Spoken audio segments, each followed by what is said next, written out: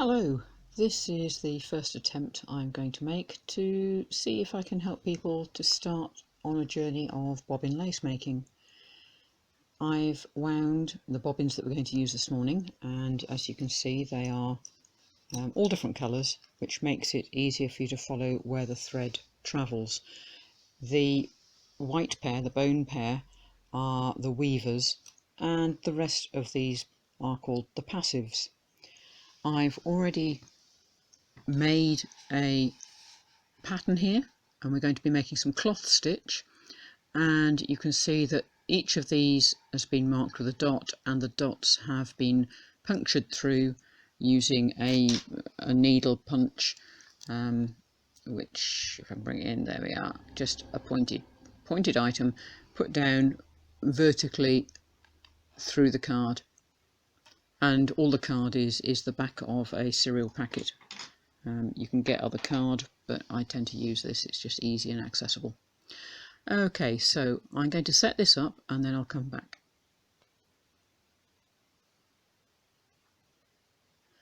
Okay, so there we have, we've got the pins set up along the top of this line here.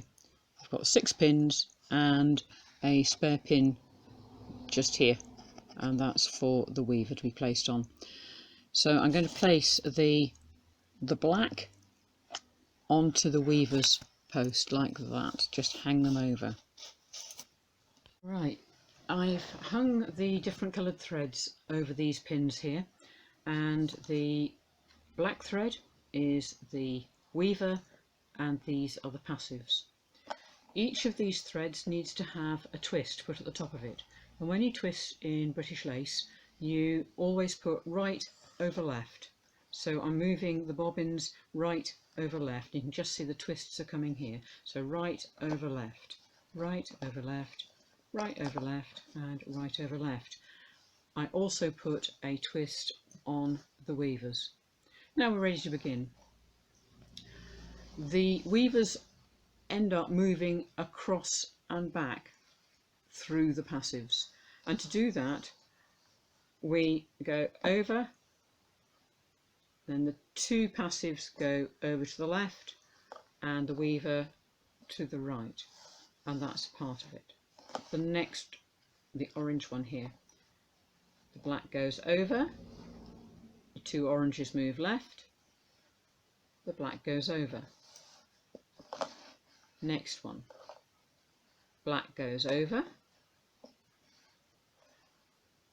the 2 purples to the left, black goes over, black goes over, 2 threads to the left and the weaver to the right. Now the pink ones, black goes over, 2 pinks to the left, and the last black comes to join the first one. And the green, black goes over, 2 greens to the left, and the weaver to the right. That's the end of that row, and you can see they've gone in between here. Well, you then need to put a twist on your weavers, so that's right over left. And now that that row is complete, I'm going to take a pin and I'm going to come into this hole here and place the pin in that hole so I can bring my weavers down, and I'm going to give a little bit of a pull, just a gentle stroke to my bobbins to straighten these up. And that's your first row. This is a very widely spaced pattern, so it's very easy to see where the threads go. Right, and we're ready for our next row, and this time we're going to work the weavers back through the passives this way, and so this time it's going to be 1 green over the 2 blacks, 2 blacks to the left, 1 to the right, and going 1 to the right, 2 to the left, 1 to the right, 1 to the right, 2 to the left, 1 to the right, 1 to the right, 2 to the left, 1 to the right, and again 1 to the right, 2 to the left, 1 to the right.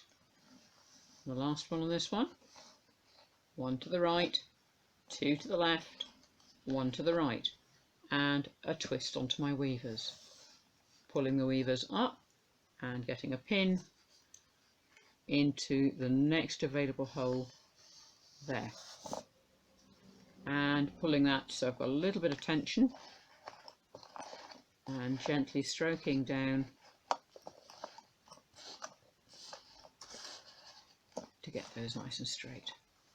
Now what this is actually doing is creating the cloth stitch, which on a finer piece of work you can see the difference in the spacing, but that's what this part of this lace bookmark is made of. That's cloth stitch. That's the basic stitch that you're learning here. So we'll do one more row of this. So I've done a twist on my workers. I'm going 1 to the right, 2 to the left, 1 to the right, 1 to the right, 2 to the left, 1 to the right, 1 to the right, 2 to the left, 1 to the right, 1 to the right, 2 to the left, 1 to the right,